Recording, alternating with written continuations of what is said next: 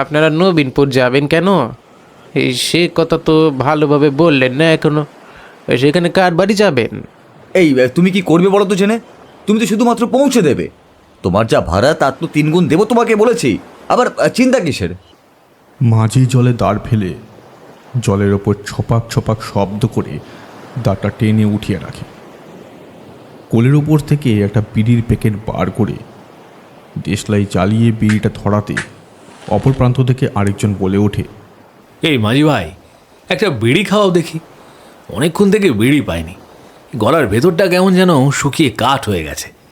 মাঝি কোমর থেকে আবার বিড়ি বার করে। বিড়ি আর দেশলাই এগিয়ে দেয় লোকটার দিকে। একটা সন্দেহ তার অনেকক্ষণ ধরে হয়ে চলেছে, কিন্তু কিছুতেই বলতে পারছে না। এক তো 3 গুণ টাকার লোভ, তাছাড়া এই রাতে সে একা, ওইদিকে 2জন সন্ডা মার্কা লোক। একটু এদিক ওদিক যদি হয়ে যায়, ওদের মতলব খারাপ থাকে, তাহলে তার মতো রোগা পেকাটি একজনের পক্ষে ওই 2জনের সঙ্গে লড়াই করা সম্ভব নয়। তার চেয়ে চুপচাপ এদের নবীনপুরে পৌঁছে দিয়ে 3 গুণ টাকা নিয়ে ফিরে আসাটাই ভালো। জগাই আর নীতিরাম বিড়ি ধরিয়ে টানতে টানতে বলে, কাল ভোর ভোর নবীনপুরে ঢুকে যাব, দেখ তারপরে আর কোনো চিন্তা নেই। তোর কাছে আছে তো ওটা? নিজের পুটলিটা বুকের কাছে আঁকড়ে ধরে তারপর খ্যাক খ্যাক করে হেসে বলে ওঠে, আরে আছে আছে, চিন্তা করিস না, ওটাই তো সব। মাঝি ভাই, তুমি দাঁড় টানো। এই আধার রাতে নদীতে ওভাবে দাঁড় টানা তো যায় না, তাতে বিপদ হতে পারে। তাছাড়া এক পার ভেসে চলেছে, এমন রাতে জলের মাঝখান দিয়ে যাওয়ার ভয়সা পাই না। জলে কুমির, ডাঙায় বাঘ সবই তো আছে। কুমির আর বাঘের কথা শুনে নিধি আর জগা একটু চমকে ওঠে। মাঝি কথাটা মিথ্যে বলেনি। কোথাও কোনো আলো নেই, শুধু আকাশে 4টা জল হয়ে আছে। তবুও যা মেঘ করেছে, তাতে মাঝে মাঝে আকাশের 4টা মেঘের আড়ালে গিয়ে লুকিয়ে পড়ে। আকাশের দিকে তাকিয়ে জগাই বেশ কিছুক্ষণ ধরে দেখে চলেছিল। এবার গলা খাকড়ানি দিয়ে বলল, মাঝি ভাই, এই রাতের বেলা ওই বড় নদীর কাছে গিয়ে পড়লে ওই পুলিশের নৌকা আবার ধরে না তো? আপনারা এমনভাবে কথা বলছেন কেন বলুন তো? না জানি কি চুরি করে পালাচ্ছেন। আরে দূর, এই রাতে পুলিশের নৌকা মাঝে মাঝে ঘোরে বটে, এমন রাতে এসে আসবে না। একটু পরেই যে ঝড় তুফান উঠবে আকাশের দেখে তো বোঝাই যাচ্ছে। না এলেই ভালো, না হলে রাতের বাজারে নৌকা দেখলে আবার এই পুলিশের হাঙ্গামা, এই সেসব ভালো লাগে না। বাবুরা, অবৈধন তো একটা কথা কই, ওই বড় পুটলির মধ্যে কি আছে জানতে পারি? সঙ্গে সঙ্গে নিধিরাম পুটলিটা বুকের কাছে জড়িয়ে ধরল।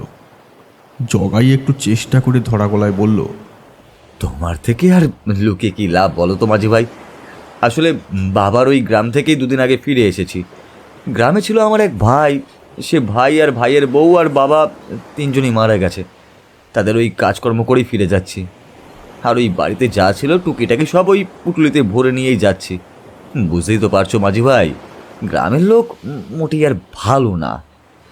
দিনে গেলে এ কথা ও কথা অনেক কিছুই উঠবে, তখন ওই জমি জমা বন্ধক বা বিক্রি করার কথা বলবে।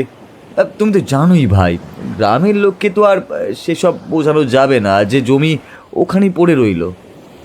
মাঝি মনে মনে ভাবল, ঠিক কথা। এই গ্রামের লোকেদের কথা সে ভালোভাবেই জানে। ভালো মানুষ আছে, কিন্তু তার সংখ্যা কম। তাই মনে মনে সে একটু খুশি হলো। যাক, একজন তো গ্রামের ওই বজ্জাত লোকেদের সাজা দিতে পেরেছে। এরপর নীতিরাম কান ধরল। হায়রে হায়রে, এমন আধার রাত, আকাশের পাশে চাঁদ, হায়রে নদীর জল করে টলমল। নিধিরাম বেশ সুন্দর করে গান গাইছিল। জগাই তাকে থামিয়ে দিয়ে বলল, আর গরুর মতো চিল্লাস না তো, চুপ করে বসে থাক, এখনো এতটা পথ যেতে হবে। নবীনপুরে কার বাড়িতে যাবেন আপনারা? সে কথা তো বললেন না। নবীনপুরে নামবো? তারপর সেখান থেকে পায়ে হেঁটে আমরা খানিকটা এগিয়ে গিয়ে ওখানে থেকে যাব স্টেশন পর্যন্ত। সেখান থেকে রেলগাড়ি করে দূরে কোথাও পালিয়ে যাবেন, তাই তো? পালিয়ে যাওয়ার কথাটা শুনে জগাই এক মুহূর্তে চমকে উঠেছিল। তবে তার আগেই মাঝি সামান্য হেসে বলে উঠল, তাই ভালো, না হলে ওদের হাত থেকে বেরোনো তো সহজ নয়। আরে বজ্জাত লোক সব, এদিক ওদিকে সবাই ছড়িয়ে থাকে, ওদের লোকজন সব এদিক ওদিক আছে। না না, ঠিকই করেছো, আমি যত দ্রুত সম্ভব আপনাদের নবীনপুরে পাঠিয়ে দেব। কিন্তু বলছিলাম কি, একটু মাঝিকে যে কায়দা করে আনা গেছে সেটা জগাই বুঝতে পেরেছিল। তাই নৌকার মাঝখানে সে এসে বলল, মাঝি ভাই, তুমি আমাদের নবীনপুরে নিয়ে চলো না একবার, তোমায় খুশি করে দেবো, তুমি একেবারে চিন্তা করো না। লোভে মাঝির দুটো চোখ চকচক করে উঠল। আকাশের দিকে তাকিয়ে মনে মনে সে বলল, আজ তার মুখ থেকে যে উঠেছিলাম, এমন সবারই যে পাবো তো ভাবতেই পারিনি। আকাশের মেঘ দেখে তাই তো বোধ হয় বাড়ি ফিরতে গিয়েও ফেরার হয়নি। তখন থেকে মনে হচ্ছে কে যেন আমায় দেখছে। এই আধা রাতে তোর নতুন করে রূপ বদল হলো নাকি রে, যে তোর দিকে তাকিয়ে আমরা দেখব? মাঝি ভাই নৌকা বাইছে, আর আমি মনে মনে ভাবছি যে কখন নবীনপুর পৌঁছানো যায়। তোর দিকে দেখতেই বা যাবে কেন? নিধিরাম একটু ইতস্তত করল। একবার মাথা চুলকিয়ে শেষ হয়ে আসা বিড়ির শেষ প্রান্তে একটা লম্বা টান দিয়ে খুক খুক করে কেশে সেটা জলের ওপর ফেলতেই হঠাৎ করে একটা ব্যাপার ঘটে গেল। যেন কি একটা এইমাত্র নৌকার পেছনের দিকে জলের কাছে চুপ করে অপেক্ষা করছিল। বিড়ির টুকরোটা জলের মধ্যে গিয়ে পড়তেই সে যেন লাফিয়ে উঠল। সর্বনাশ, এ কি কুমির নাকি? এতটা পথ এসে তাহলে কি ভুল করলাম? তাহলে কি কুমিরের মুখে পড়তে হবে শেষটায়? মাঝি ভাই, তুমি থেমো না, তাড়াতাড়ি নৌকা চালাও। একটা লম্বা একটা লাঠি পড়ে আছে, ওইগুলো দিয়ে জলের মধ্যে খোঁচা দাও। মাঝি নৌকা টানতে লাগলো। ওরা নিজেরাও লম্বা লাঠি দিয়ে জলের মধ্যে খোঁচা দিচ্ছে, যাতে নৌকাটা কোনোভাবে রসুলপুরের ছোট নদী পেরিয়ে বড় নদীতে গিয়ে পড়ে। তারপর সেখান থেকে সোজা চলে যাবে ওই বঙ্গোপসাগরের কাছাকাছি। সেই পথে গেলেই পড়বে নবীনপুর, আর সেখান থেকে আরও খানিকটা গিয়ে বড় নদীতে গিয়ে পড়বে বঙ্গোপসাগরের কাছে। অতটা পৌঁছতে ভোর না হলেও শেষ রাত্রি তো হয়েই যাবে। অনেকক্ষণ ধরে খোঁচাখুচির পরে নিধিরাম ক্লান্ত হয়ে লাঠিটা তুলে ফেলল ওপরের দিকে।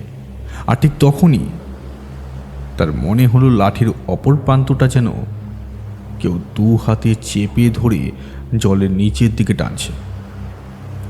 প্রথমে নিধিরাম বুঝতে পারেনি। হঠাৎ সে কেমন টাল খেয়ে দুলে উঠল। নিধিরাম একটু সামনের দিকে ঝুঁকে গিয়েছিল। তারপর ব্যাপারটা বুঝতে পেরে লাঠিটা ধরে মারল একটা হ্যাঁচকা টান। সেই হ্যাঁচকা টানে লাঠিটা ছিটকে চলে আসার কথা, কিন্তু না, লাঠিটা এক চুলও নড়ল না। নিধিরাম ভীতু মানুষ। এই ঘটনায় সে বেশ ভয় পেয়ে গিয়ে বলল, এই সবাই লাঠিটা টানো, জলের তলা থেকে কি যেন টেনে ধরেছে। সর্বনাশ, সর্বনাশ হয়েছে। বুঝতে পেরেছে ওপরে মানুষ আছে, তাই তো লাঠি কামড়ে ধরে নিচে নামাতে চাইছে। জগাই কিন্তু ভয় পায়নি। সে কেমন কৌতূহলী হয়ে উঠল। নৌকার এক পাশে হ্যারিকেন ছিল। হ্যারিকেনটা টেনে এনে দেশলাই দিয়ে আলো জ্বালাতেই দেখতে পেল সত্যি নিধিরামের হাতের লম্বা লাঠিটা খানিকটা জলের ভেতরে আর খানিকটা জলের বাইরে রয়েছে। লণ্ঠনটা জ্বলতে লাগলো। মাঝি ততক্ষণে দাঁড়ও থামিয়ে দিয়েছে। জগাই এগিয়ে গেল নিচের দিকে। তারপর তার হাতের লাঠিটা ধরে দিল একটা হ্যাঁচকা টান। কিন্তু না, জলের তলা থেকে যে লাঠিটা ধরে আছে তার শরীরে যেন হাজার কুমিরের জোর। কিছুতেই তাকে টেনে আনা গেল না। সর্বনাশ করেছে, কুমির নিশ্চয়ই পিছু নিয়েছে। লাঠি ছেড়ে দিন বাবুরা, লাঠি ছেড়ে দিন বাবুরা। জগাইয়ের কিন্তু জেদ চেপে গেল। কুমির হোক আর যাই হোক, তারা দুজনে টেনেও তাকে উপরে তুলতে পারছে না। এত সহজে সে ছাড়বে না। নিধিরাম কিন্তু ভয়ে ভয়ে নৌকা টানার জোর কমিয়েছিল। জগাইকে নৌকা টানতে দেখে সেও আবার জোর লাগালো। এবার যেন লাঠিটা আস্তে আস্তে ওপরের দিকে উঠে আসতে লাগলো। তবে এতই সোজা, হ্যাঁ? লাঠি কেড়ে নেবে আমার হাত থেকে, সে কুমিরই হোক আর যাই হোক। এই সুন্দরবনের বুকে এখনো এমন কোনো কুমির জন্মায়নি, বুঝলি? জগাই একবার তাচ্ছিল্যের সঙ্গে হেসে উঠল, তারপর আবার বলল, নিধি, কি করছিস? তাড়াতাড়ি দাঁড় টান টান টান। জলের তলায় যেই থাকবে না কেন তাকে উপরে তুলে আনতেই হবে। ততক্ষণে একটা অন্য ব্যাপার ঘটে গেছে। মাঝি সামনের দিকে তাকিয়ে ঘটনাটা দেখে চলেছিল, আর সেদিকে তাকিয়ে দেখতে পেল সামান্য হেলে পড়েছিল এক পাশে। আর ঠিক সেই মুহূর্তে জলের ভেতর থেকে দুটো কালো লম্বা হাত বেরিয়ে এসে মাছির গলাটা চেপে ধরে, একটা হ্যাচকা টানে তাকে জলের ভেতরে ঢুকিয়ে ফেলল। মাছি প্রথমে ব্যাপারটা বুঝতে পারেনি। গলার কাছে কি যেন একটা সুরসুর করে উঠল, আর তারপরে সে ছিটকে পড়ল নৌকা থেকে একেবারে অতল জলের তলায়। জলের মধ্যে পড়ে ওপরের দিকে ওঠার চেষ্টা করল, আর সঙ্গে সঙ্গে তার মনে হলো ওপরে ওঠার চেষ্টা করা বৃথা। তার ঠিক মুখের সামনে একটা কালো মুখ, আর সেই মুখের লালচে চোখ যেন তার দিকে তাকিয়ে আছে। আছাড় পাছাড় করে মাঝি সাঁতার দিয়ে ওপরে উঠতে চাইল, কিন্তু সেই দুটো কালো শক্ত লোহার মতো হাত তার গলাটা চেপে ধরে রেখেছে। মাঝি জলের মানুষ, জলের তলায় কিছুক্ষণ দম বন্ধ করে রাখা তার কাছে কোনো ব্যাপার নয়, কিন্তু সেই কিছুক্ষণটা বেশিক্ষণ হয়ে গেলেই তখন বিপদে পড়তে হয়। বেশিক্ষণ হয়ে যাওয়ার পরে মাঝি আর পারল না। মুখটা খুলতেই গল গল করে ঠান্ডা জল এসে ঢুকলো তার ফুসফুসের ভেতরে। মাঝি বুঝতে পারল তার দুটো চোখ বন্ধ হয়ে আসছে। বুকের ভেতর একটা প্রচণ্ড ব্যথা, কি যেন একটা নেই তার কাছে। তারপরে দুটো চোখ বন্ধ হয়ে এলো। চোখ বন্ধ হওয়ার আগে সে একটা ব্যাপার বুঝতে পেরেছিল। সেই কালো শক্ত লোহার মতো দুটো হাত তার গলার কাছে চাপটা আস্তে আস্তে ছাড়তে শুরু করেছে। চোখের সামনে সেই দুটো লাল উজ্জ্বল চোখ কোথায় যেন সরে গেছে। কয়েক মুহূর্তের মধ্যে শরীরটা আস্তে আস্তে নামতে লাগলো জলের গভীরের দিকে।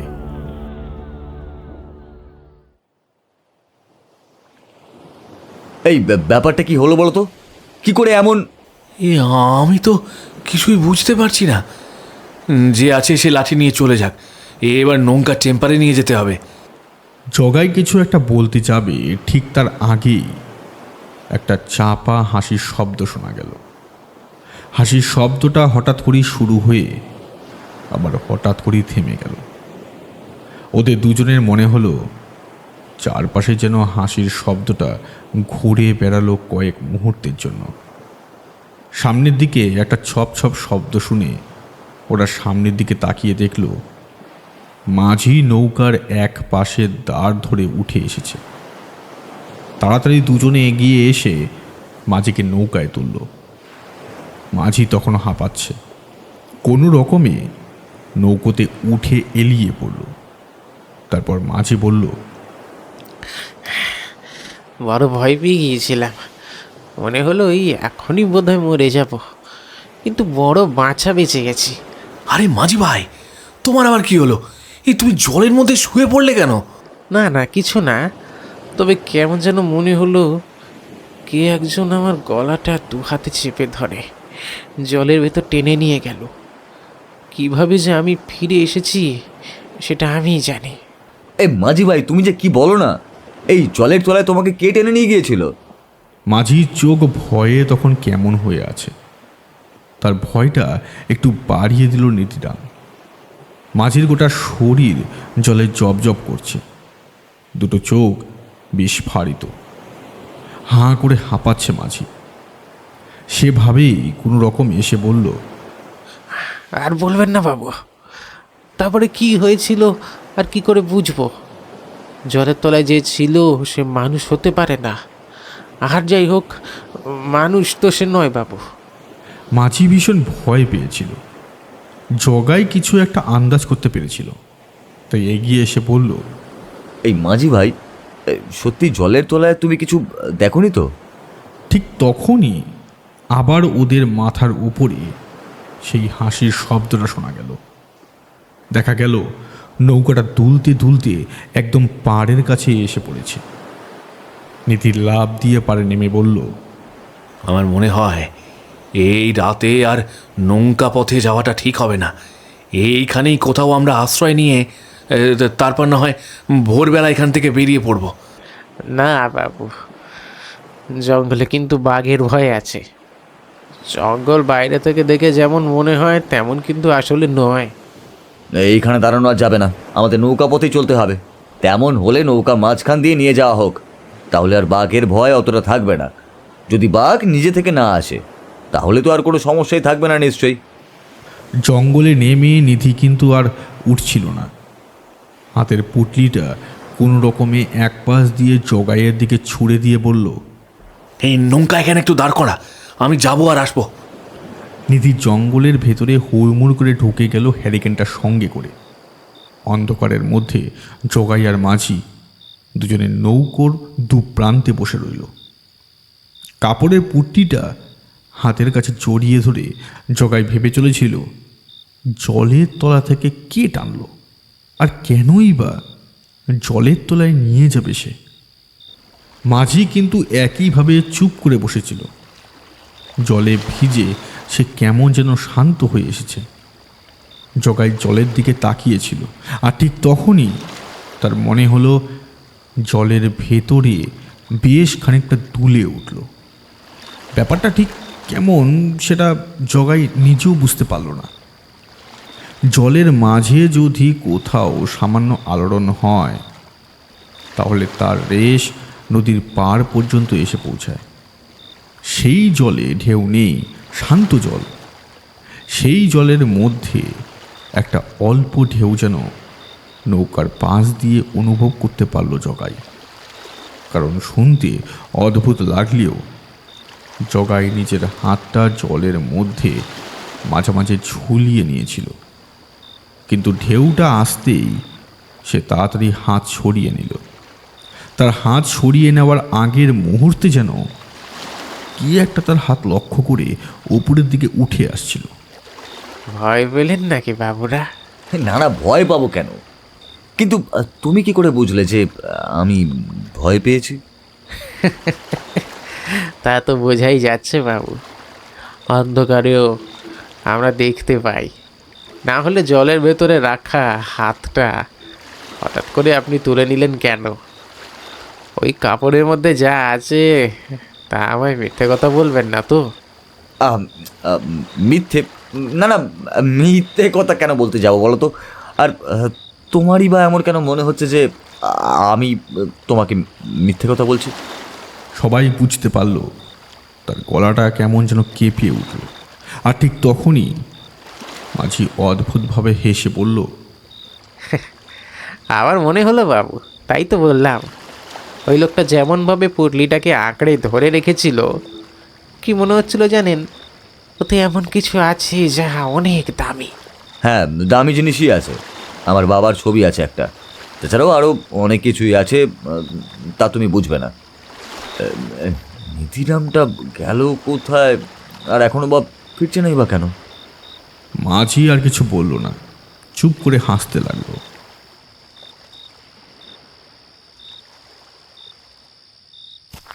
নিধিরামের জোর বেগ চেপেছিল আর নিজেকে স্থির করে রাখতে পারছিল না। হ্যারিকেনটা হাতে নিয়ে সে তাড়াতাড়ি জঙ্গলের ভেতরে চলে আসে। এদিকে খানিকটা ফাঁকা জায়গা। ফাঁকা জায়গায় বসে সে কাজ করা যায় না, তার জন্য একটু আড়াল প্রয়োজন। নিধিরাম আড়াল খুঁজতে লাগলো, আর খুঁজতে খুঁজতে সে এক সময় দেখতে পেল একটা ঝোপ মতো রয়েছে। সেই ঝোপের দিকে এগিয়ে গেল। সে হ্যারিকেনটা ঝোপের এক পাশে রেখে খুশি মনে সে ঝোপের পাশে বসে পড়ল। মনে মনে বলল, তখন থেকে পেটের ভেতরটা গুড়গুড় করে উঠছে, কিন্তু কিছুতেই কিছু পাচ্ছি না। এবার ভালো হয়েছে, একেবারে কাজ ছেড়ে নিয়ে তারপর সোজা নবীনপুর চলে যাব। এমনভাবে কি আর যাওয়া যায়? আরে এমন কাজ কেউ করে? ঠিক তখনই নিধিরামের মনে হলো তার কানের কাছে একটা মেয়েলি গলায় কেউ যেন বলিয়ে উঠল, সেই তো, নিজেরা এমন কাজ কেউ করে, কিন্তু তুই যে কাজ করেছিস সে কাজই তো কেউ করে না। নিধিরাম চমকে উঠে এদিকে উদিকে তাকালো। হ্যারিকেনটা নিজের কাছ থেকে 2 হাত দূরে রেখেছে। আলোর মধ্যে এসব কাজ আবার হয় না, তাই এই ব্যবস্থা। কিন্তু কানের কাছে কথা বলল কে? তারপর ভাবলো যে খাবার খেয়ে নেওয়া উচিত। হ্যাঁ, দুমুটো খেয়ে নি। এই খালি পেটে কি আর এত দূর যাওয়া যায়? খেতে বসতে যে বড্ড দেরি হয়ে গেছে নিধিরাম। জগাই তো তোকে নিয়ে এলো, তাই না?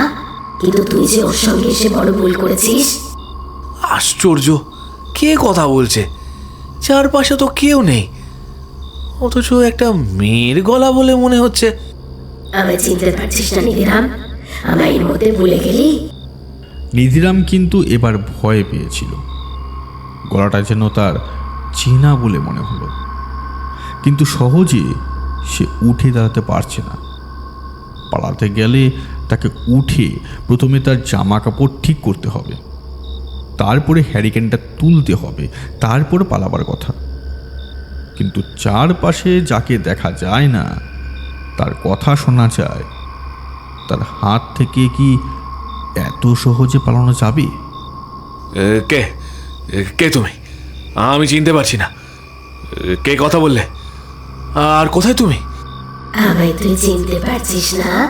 আমি যদি তোর সামনে যাই তাহলে তো তুই আমাকে দেখে ভয় পেয়ে যাবি।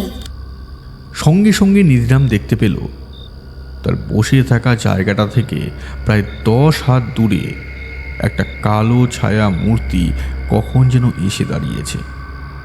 হ্যারিকেনের অল্প আলোয় তাকে ভালোভাবে দেখা যায়, কিন্তু এটা কি? এটা কি দেখছে সে চোখের সামনে? তার সামনে দাঁড়িয়ে রয়েছে মালতী, যে মালতীকে আজ সন্ধ্যের একটু পরে জগাই নিজের হাতে খুন করেছে। সে এখানে এলো কি করে? কি ভেবেছিলি তুই জগাইকে নিয়ে এখান থেকে পালিয়ে যেতে পারবি? এই নদী পেরোতে পারবি না তোরা। এই নদী পেরোনোর আগে তোদের কাউকে বাঁচতে দেব না আমি। জগাই, তুই, ওই মাঝি, কাউকে না। জগাইয়ের সঙ্গে এসে তুই বড় ভুল করেছিস। আমার কোনো ক্ষতি করিস না, আমায় ছেড়ে দে। আমি তো তোর কোনো ক্ষতি করিনি। তোকে মেরেছে জগাই, আমি তো তোকে মারিনি। তুই তো পারতিস গ্রামের লোকদের জগাইয়ের কথা বলে দিতে। জগাই যে কাজ করেছে সে কাজের কথা গ্রামের সবাইকে বলে তুই তো ওকে শাস্তি দিতে পারতিস। তার বদলে আমার গয়নাগুলো নিয়ে প্রিয় জগাইয়ের সঙ্গে এখানে পালিয়ে এলি। নিধিরাম ততক্ষণে কাপড় চোপড় ঠিক করে নিয়েছে।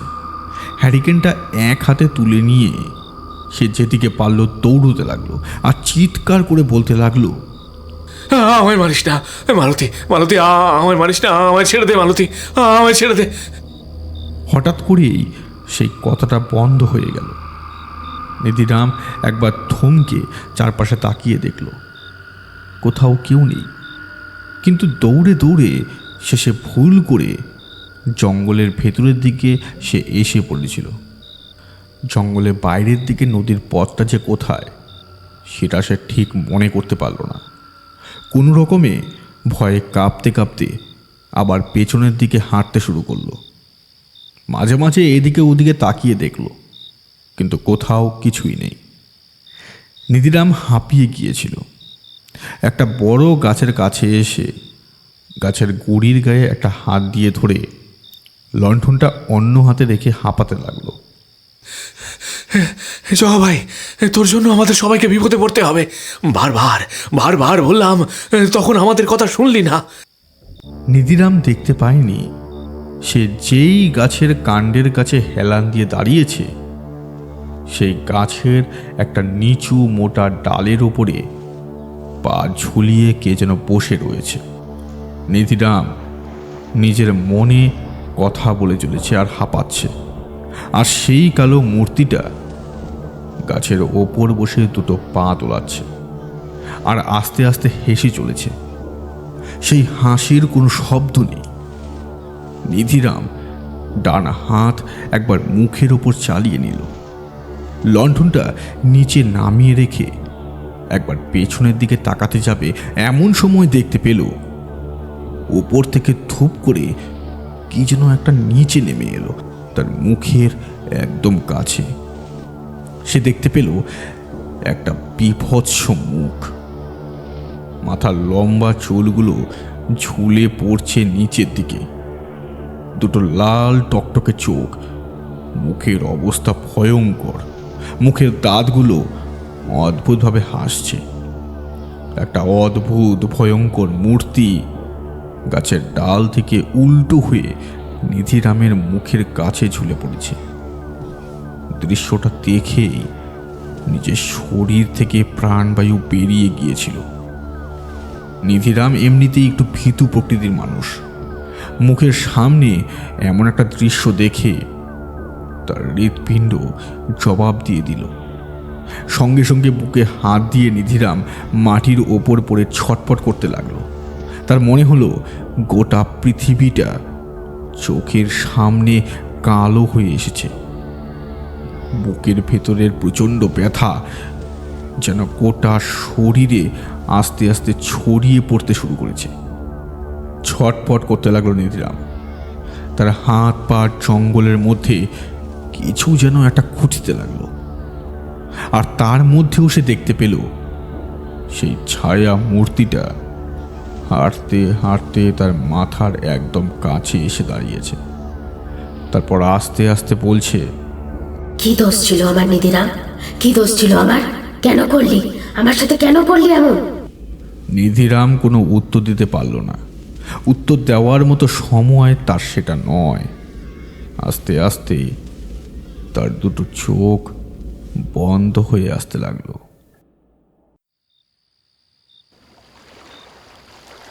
কখন গেছে এখনো ফিরছে না, সঙ্গে করে আবার আলুটাও নিয়ে গেছে। মাঝি ভাই, এই অন্ধকারে নৌকা চালাতে কি তোমার খুব সমস্যা হবে? আধারে আমাদের কোনো সমস্যা হয় না বাবু, আমাদের সব অভ্যেস আছে। আপনি বললেই আমি নৌকা ছাড়বো, কিন্তু ওই লোকটি না এলে তো নৌকা নিয়ে যাওয়া যাবে না বাবু। এত দেরি করা যাবে না, আমাদের ভোরের আগেই নবীনপুরে পৌঁছতে হবে। বেশি দেরি করলে আর হবে না। নিধিরাম যদি না যেতে চায় তাহলে ও এখানেই থাকুক। মাঝি ভাই, তুমি চলো, আমরা বেরিয়ে পড়ি। মাঝি সবে দাঁড়টা নদীর পাড়ে ধাক্কা দিয়েছে, নৌকাটা সরে আসতে শুরু করেছে এমন সময় জঙ্গলের দিকে নিধিরামের গলা শোনা গেল। আমায় না নিয়ে চলে যাচ্ছিস জগাই? এ কাজটা কি ঠিক হচ্ছে? আমি তোর জন্য এত দূরে এলাম আর তুই... জগাইয়ের গলায় এবার রাগ ফুটে ওঠে। সে একটু কটূক্তি করে বলে উঠল, শুয়োর কোথাকার, তোকে বললাম না তাড়াতাড়ি আসবি? বেশি দেরি করা যাবে না। যত তাড়াতাড়ি আমাদের নবীনপুরে পৌঁছানো যায় পৌঁছাতেই হবে। আর তুই দেরি করিস না। আমি কি করব? আসার সময় যে মালতীর সঙ্গে দেখা হয়ে গেল, মালতী আমায় ছাড়তেই চায় না। জগাইয়ের মুখটা হাঁ হয়ে গিয়েছিল। রাগে সে নিধির দিকে রক্ত চক্ষুতে তাকিয়েছিল, কিন্তু এবার তার কথা শুনে জগাই যেন থতমতো খেয়ে গেল। মালতী? কিন্তু মালতীকে কোথায় পেলি তুই? কেন, মালতী কি এখানে আসতে পারে না? নিধিরাম, তুই যা বলছিস তুই নিজে জানিস। চুপচাপ নৌকায় ওঠ। নিধিরাম নৌকায় উঠে এলো, আর নৌকায় ওঠার পরে হঠাৎ করে মাঝি প্রশ্ন করল, লণ্ঠনটা কোথায় রেখে এলেন বাবু? লণ্ঠনের আর কাজ কি মাঝি ভাই? অন্ধকারে তো বেশ ভালোভাবেই সব কিছু দেখা যাচ্ছে, তাই না? নিধিরাম নৌকায় উঠতেই মাঝি নৌকা চালাতে শুরু করলো। নৌকা পাড় ছেড়ে নদীর মাঝখানের দিকে চলে যেতে নিধিরাম সমস্ত কথা খুলে বলল। তাই শুনে জগাই বলে উঠল, সে কি, তোর বুকে ব্যথা শুরু হয়ে গিয়েছিল? আচ্ছা, তারপর ঠিক হলো কি করে? তা ঠিক বলতে পারবো না কি করে, হঠাৎ করে মনে হলো সবটাই ঠিক হয়ে গেছে, তাই উঠে পড়লাম। এখন আমাদের তাড়াতাড়ি নবীনপুর পৌঁছাতে হবে, না পৌঁছতে পারলে বড় বিপদ হবে মাঝি ভাই। তাড়াতাড়ি চালাও, তাড়াতাড়ি চালাও। জগাই কেমন যেন হতভম্ব হয়ে গিয়েছিল। মাঝির সামনের দিকে বসে আছে নিধিরাম। কাপড়ে পুঁটলিটা জগাইয়ের বুকের মাঝখানে চেপে ধরা। নৌকোতে আলো নেই, চারপাশের অন্ধকারটা যেন আরও বেশি হয়েছে। চারটা কখন যেন মেঘের আড়ালে লুকিয়ে পড়েছে। চারপাশে গুটগুটে অন্ধকার, তাছাড়া আর কিছুই নেই। নৌকা বেশ কিছুক্ষণ চলতে লাগলো, কারোর মুখে কোনো কথা নেই। হঠাৎ করে জগাইয়ের মনে হলো তার পেছনে কে যেন একটা এসে বসে আছে, কিন্তু তার পেছনে কে আছে সে বুঝবে কি করে? সে তো বসে আছে নৌকোর একদম শেষ প্রান্তে। তার পেছনে কারোর বসা তো সম্ভব নয়। আরে নিধিরাম, পাশে গিয়ে লুকিয়ে আছিস কেন? এখানে বসে থাকতেই ভালো লাগছে জগায়, ওদিকে যেতে ইচ্ছে করছে না। তাছাড়া তোর পেছনে কে বসে আছে একবার তাকিয়ে দেখ। জগাই নিজের মনের ভাবটাকে ভুল বলে মনে করেছিল, কিন্তু এবার যখন নিধিরাম সে কথাটা বলল তখন আর সেটাকে ফেলে দিতে পারল না। কোনো রকমে পেছনের দিকে মুখটা ঘোরাতে যাবে এমন সময় মনে হলো তার পেছনে এতক্ষণ কেউ বসেছিল, সে এইমাত্র চলে গেল। মাঝি ভাই, কি হচ্ছে বলো তো? প্রথমে তুমি জলে পড়ে গেলে, তারপরে নিধিরাম এমন অদ্ভুত কথা বলছে, আর এখন আমার পেছনে যেন কেউ একটা বসেছিল বলেই মনে হলো। জগাই, কথাটা যেন হাওয়ায় ভেসে এসে জগাইয়ের কানে ধাক্কা দিল। ধরফর করে উঠল জগাই। এই গলাটা সে ভালোভাবে চেনে। সে চিৎকার করে বলল, মালতী, মালতী, তুই এখানে এলি কোথা থেকে? মালতী! কোথায় মালতী জগাই? এসব কি বলছিস? এই মালতী এখানে আসবে কোত্থেকে? আরে আমি তো নিজেই সেটা বলছি, মালতী এখানে কি করে আসবে? কিন্তু এক্ষুনি মালতীর গলা আমি শুনতে পেলাম, আমার নাম ধরে ডাকলো। তুই কি শুনতে পেলি না? কে কথা বলছেন বাবু? এখানে তো আমরা তিনজন ছাড়া আর কেউ কোথাও নেই। তাহলে কোথা থেকে আবার কোনো মেয়ে মানুষের গলা শুনতে পাবেন আপনি? আমাদের আশেপাশে কিছু একটা হচ্ছে, আমাদের আশেপাশে এমন কিছু একটা হচ্ছে যেটা ভালো নয়। চারপাশটা কেমন গভীর কালো অন্ধকার হয়ে এসেছে, দেখেছিস? আমার মনে হয় কেউ আমাদের পিছু নিয়েছে। কে আমাদের পিছু নেবে জগাই? আরে আমরা তো কারোর কোনো ক্ষতি করিনি। মালতী, মালতীর গলা আমি শুনতে পেয়েছি, ও এখানে এসেছে। কি বলছেন বাবু? ওইখানে কোনো মেয়ে মানুষ আসবে কোথা থেকে? গভীর জলের মাঝে কোনো মেয়ে মানুষের পক্ষে আসা কি সম্ভব বাবু, আপনি বলেন? আরে তোমরা বুঝতে পারছো না, এখানে মালতী এসেছে আর আমি মালতীর গলা শুনেছি। জগাই প্রাণপণে চিৎকার করে উঠল। হাতের পুটলিটা দুহাতে চেপে ধরে নৌকার ওপর ঝাঁপিয়ে পড়ল, আর তাতেই নৌকাটা একবার টাল খেয়ে গেল। বাবু, যদি জলের মধ্যে গিয়ে পড়েন তাহলে ওই পুটলিটা আঁকড়ে সাঁতরে পার হতে পারবেন তো? পুটলির মধ্যে থাকা সোনার গয়নাগুলো জলের তলায় ডুবে যাবে না তো?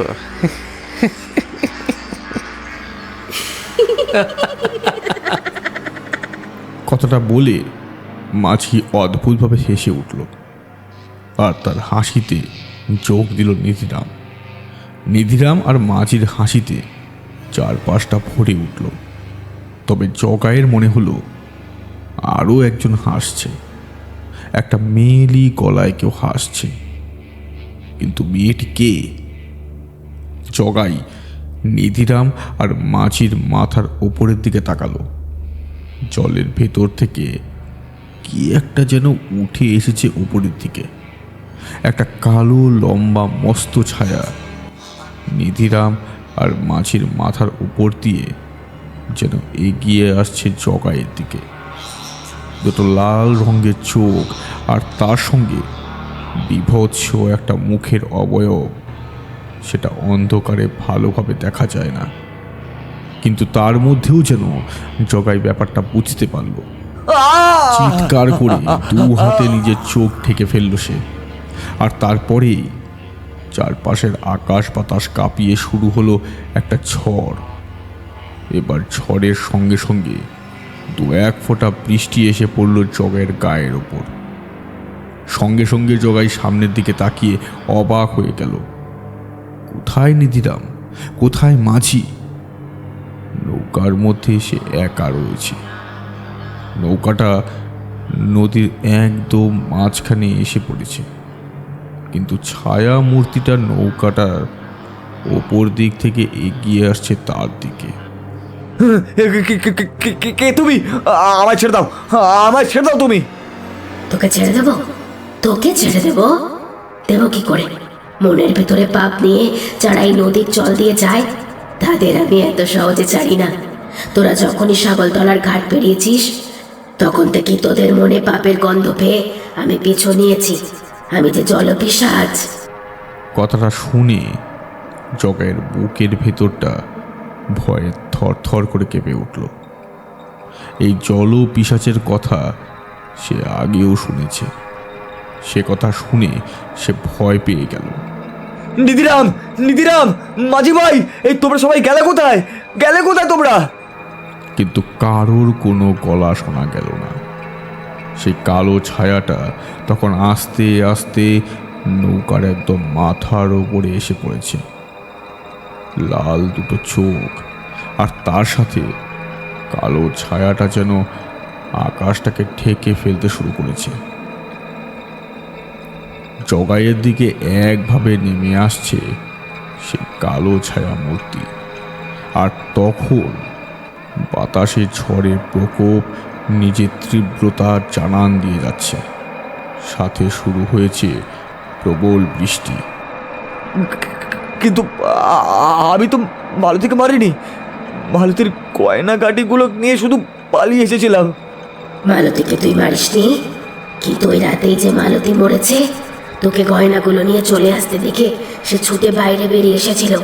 তুই তো জানিস মালতী কথা বলতে পারে না।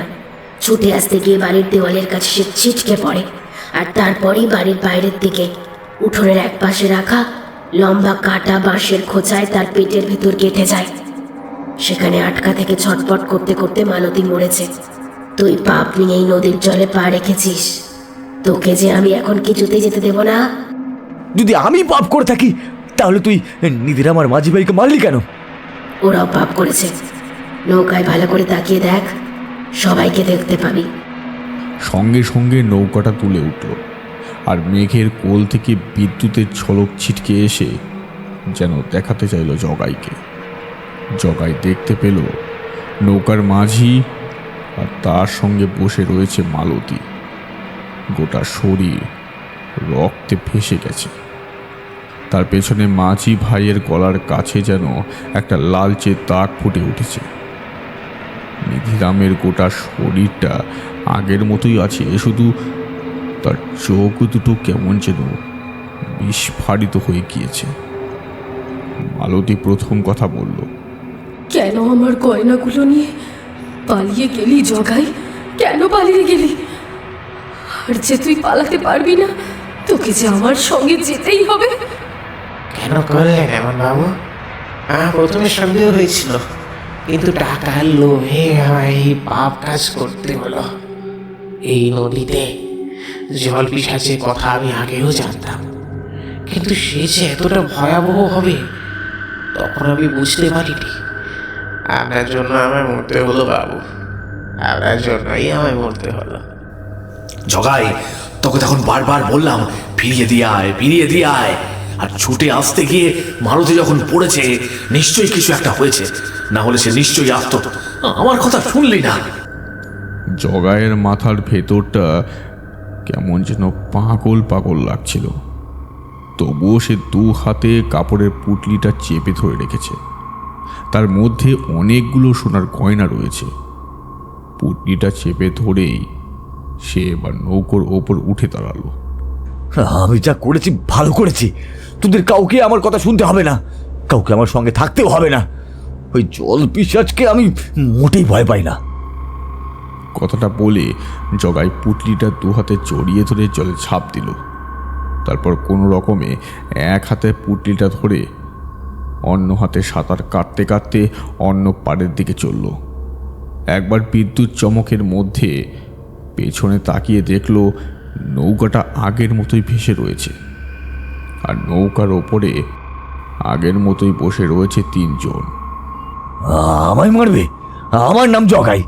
জগাইকে মারার মতো মানুষ এখনো জন্মায়নি। জগাই বেশ খানিকটা সাঁতার কেটে এসেছিল, তবে এই নদী যে কতটা গভীর তা জগাইয়ের ভাবনায় ছিল না।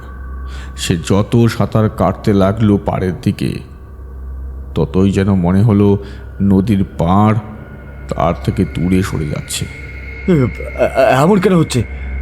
নদীর পাড় আমার থেকে দূরে সরে যাচ্ছে কেন? ঠিক তখনই কেউ যেন তার কানের কাছে এসে বলল, ওই নদীর জলে যে আমার বাস, তুই ভুলে গেছিস? ওই নদীর জল থেকে সাঁতরে তুই কোনোদিনও নদীর পাড়ে পৌঁছতে পারবি না। সঙ্গে সঙ্গে জগাইয়ের বুকের ভেতরটা যেন কেমন করে উঠল। অনেক বড় ভুল করে ফেলেছে সে। ঝোঁকের বশে জলে লাফিয়ে পড়াটা তার ঠিক হয়নি। তার তো আগে মাথায় রাখা উচিত ছিল যে আসলে সত্যি জল পিশাচের বাস সেখানে। জগাইয়ের মনে হলো জলের তলা থেকে কে যেন তার দুটো পা চেপে ধরেছে। সে 2 হাত দিয়ে সাঁতার কাটার চেষ্টা করল। দুটো পা দিয়ে সেই জড়িয়ে ধরা হাতটাকে ছটকা দেওয়ার চেষ্টা করছে, কিন্তু পারছে না। ছেড়ে দে আমায়, ছেড়ে দে। আমি কাউকে ভয় পাই না, কাউকে ভয় পাই না। তোকে যে না নিয়ে আমি এখান থেকে যাব না। জগাই 2 হাতে জল কাটার চেষ্টা করতে লাগলো, কিন্তু সেই পুটলিটা হাতে থাকার জন্য সেটা সম্ভব হলো না। তবুও কোনো রকমে সামনে যাওয়ার চেষ্টায় জলের তলা থেকে পা টেনে ধরা সেই হাতটা ব্যাঘাত ঘটালো। একবার হ্যাচকা টানে পুটলিটা সমেত জলের ভেতরে ঢুকে গেল, তবে পুটলিটা সে ছাড়ল না। কোনো রকমে আবার জলের বাইরে বেরিয়ে এলো, আর বেরোতেই দেখতে পেল নৌকাটা তার একদম সামনে এসে পড়েছে, আর নৌকার কাছে ঝুঁকে থাকা 3টে মাথা এখন তার একদম মুখের কাছে। সেই 3টে মাথার চোখ দুটো উজ্জ্বল লাল রঙের হয়ে চলছে। তারা একসঙ্গে বলছে, জগাই, জগাই, ওই জগাই, পুটলিটা ছেড়ে দে। ওটা পাপের পুটলি। ওটা না ছাড়লে তুই এখান থেকে তুই বাঁচতে পারবি না। জগাইয়ের মুখে জল ঢুকেছিল। কোনো রকমের জলের মধ্যে হাঁপাতে হাঁপাতে সে বলল, আমি ছাড়বো না ওই পুটলি। আমি আমি কিছুতেই ছাড়বো না ওই পুটুলি। আমি ছাড়বো না ওই পুটুলি। আমি আমি নিয়েই যাব। জগাইয়ের পেছন থেকে আবার সেই ভয়ঙ্কর গলাটা বলে উঠল, তোর পাপের খরা পূরণ হয়েছে, আর তোকে ছাড়া যাবে না। সঙ্গে সঙ্গে সেই 3টে শরীর নৌকা থেকে আস্তে আস্তে নেমে এলো জলের দিকে। তারা জগাইয়ের একদম কাছে এসে পড়ে জগাইয়ের গায়ের উপর উঠে পড়ল। জগাই যেন প্রাণপণে তাদের সরাতে চেষ্টা করলো, কিন্তু এক হাতে পুটলি থাকার জন্য সেই কাজ ভালোভাবে হচ্ছে না। ওরা 3 জন মিলে জগাইয়ের গায়ের ওপর উঠে জগাইকে ভারী করে জলের তলায় নামিয়ে ফেলতে চাইল। জগাই ডুবতে লাগলো। ডুবতে ডুবতে তার একটা কথা মনে হলো, যদি পুটলিটা সে ছেড়ে দেয় তাহলে নিশ্চয়ই সে বেঁচে যাবে। এই কথা ভেবে সে হাতের পুটলিটা ছেড়ে দিল। সঙ্গে সঙ্গে পুটলিটা দ্রুত নেমে গেল জলের নিচে। কিন্তু না, সেই 3টে শরীর তাকে ছাড়ল না। তার মধ্যে একটা শরীর তার মাথাটাকে ঢেকে রেখেছে, অন্য শরীরটা পেটের কাছটা চাপতে ধরেছে। তার একটা শরীর তার 2টো পা জড়িয়ে রয়েছে। তাই জগাই কোনো মতে সাঁতার কাটতে পারল না। অসহায়ের মতো জলের নিচের দিকে নামতে লাগলো একটু একটু করে। জগাইয়ের মনে হলো মালতীর গয়নাগুলো চুরি করে সে সত্যি ভালো কাজ করেনি। মালতী বোবা অসহায় একটা মেয়ে, তার গয়না এইভাবে চুরি করার পাপ তাকে ছাড়েনি। নিজের মৃত্যুর অন্তিম মুহূর্তে এসে জগাই একবার শেষ চেষ্টা করল, শরীরের সমস্ত শক্তি দিয়ে ধরার চেষ্টা করল। তার গায়ে এসে পড়া 3টে ছায়ামূর্তি সঙ্গে সঙ্গে তার শরীর থেকে সরে গেল। সাঁতার কেটে দ্রুত উপরের দিকে উঠে এলো জগাই। নৌকাটা ততক্ষণে অনেক দূরে সরে গেছে। নিজের শরীরটাকে জলের ওপর এলিয়ে দিল। সাঁতার কেটে ভাসতে ভাসতে নদীর একটা পাড়ের দিকে চলতে শুরু করলো। বেশ খানিকটা এগিয়ে এসেছে এমন সময় তার মনে হলো কে যেন তার পায়ের কাছে সাঁতার কেটে তার দিকে এগিয়ে আসছে। জগাই ভেবেছিল সে বোধহয় বেঁচে গেছে। একবার নদীর পাড়ে উঠে বাকি রাতটা কোনো রকমে কাটিয়ে দেবে, কিন্তু সাঁতার কেটে তার পেছনে কে এগিয়ে আসছে? তাহলে কি ওই 3 জনের মধ্যে কেউ, নাকি সেই জলপিশাচটা? কিন্তু সাঁতার কাটার ধরনটা যেন অন্যরকম। কিছু একটা আসছে তা বোঝা যাচ্ছে, কিন্তু আর কিছু বোঝা যাচ্ছে না। জগাই উল্টো হলো, তারপর যত দ্রুত সম্ভব সাঁতার কাটতে লাগলো। নদীর পাড়ের দিকে পেছনে সাঁতার কেটে সে তখনও এগিয়ে আসছে। ওই তো নদীর পাড় দেখা যাচ্ছে। আর একটু এগিয়ে গেলেই নদীর পাড়ে উঠে পড়বে সে। দ্রুত হাত পা চালিয়ে নদীর পাড়ের কাছে এসে পড়ল সে। তারপর কোনো রকমে হাঁচড় প্যাচড় করে নদীর পাড়ে উঠে পড়ল। পেছনে তাকিয়ে জলের দিকে একটা অদ্ভুত দৃশ্য দেখতে পেল। চাঁদটা কখন যেন মেঘের আড়াল থেকে বেরিয়ে এসেছে। বৃষ্টিও কমে গেছে, আর সেই চাঁদের আলোয় সে দেখতে পেল একটা মাথা। মাথাটা জলের কাছে এসে পড়েছে। তারপর দুটো হাত তুলে সামনের দিকে এগিয়ে এসে সে গর্জন করল। জগাইয়ের বুকের ভেতরটা কেঁপে উঠল থরথর করে। মেরুদণ্ড যেন শিথিল হয়ে গেল মুহূর্তের মধ্যে। তাহলে এতক্ষণ ধরে তার পেছনে সাঁতার কেটে এসেছে।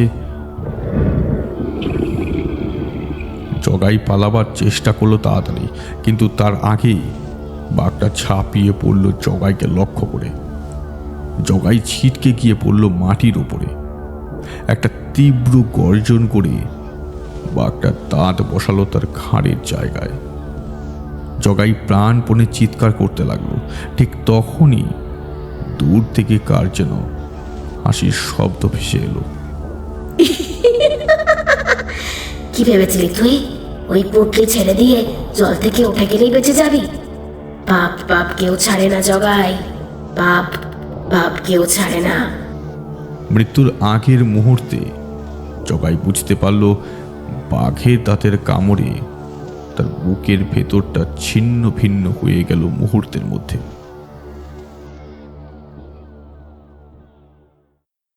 পরদিন সকালে একটা খালি নৌকা গিয়ে পৌঁছেছিল নবীনপুরের ঘাটে। তবে সেই নৌকায় কেউ ছিল না। মাঝি ভাই, নিধিরাম, এদের মৃতদেহগুলো নদীর জলে ভাসছিল। আর সেই জঙ্গলের মধ্যে অনেকদিন পরে কোনো নৌকা আরোহীরা আবিষ্কার করেছিল মৃতদেহগুলো। ততক্ষণে সেই মৃতদেহগুলো পচিয়ে গলে ঢোল হয়ে গেছে। তবে জগাইয়ের মৃতদেহ যেটুকু পাওয়া গিয়েছিল তাতে তার শরীরের অর্ধেকটা বাঘে খেয়ে ফেলেছে। শুধু গ্রামের মানুষ বুঝতে পারেনি সেদিন রাতে হঠাৎ করে মালতী ওইভাবে উঠোনের কাছে বাঁশের খাড়া কাটা টুকরোগুলো পেটে বিঁধে মারল কি করে। মালতী নিজেই ওই বাঁশের টুকরোগুলো ওখানে রেখেছিল। তাড়াহুড়ো করে বেরোবার সময় পায়ে বেঁধে সেগুলোতেই সে মরল। তবে তার গয়নাগুলো যে পুটলি সমেত নদীর জলের তলায় শান্তিতে বিশ্রাম নিচ্ছে, সে কথা কোনোদিনও কেউ জানতে পারবে না। তবে গ্রামের ওই ছাগলডাঙ্গার ঘাটে একটা নতুন গল্প ছড়িয়ে পড়েছিল মাস কয়েক পরে। সে কথা না হয় অন্য একদিন বলা যাবে। আজ এতটাই থাক।